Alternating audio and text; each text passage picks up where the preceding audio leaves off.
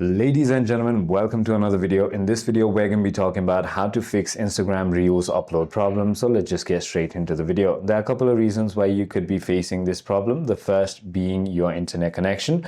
So try to switch between your Wi-Fi and your cellular data just to give it that quick refresh. You could also ensure that your VPN is turned off and also turn on and turn off your airplane mode just to give it that refresh. The other thing you want to do is simply go ahead and open your settings and then go down to General, scroll all the way down to Transfer or Reset iPhone and click on Reset and Reset Network Settings. This will fix any problems regarding your network issues. The other thing you want to do is clear your cache. So on an iOS, it's a bit different. Simply go ahead and open your App Store, click on your profile icon, go down to Personalized Recommendations, click on Clear App Usage Data and clear it just like that.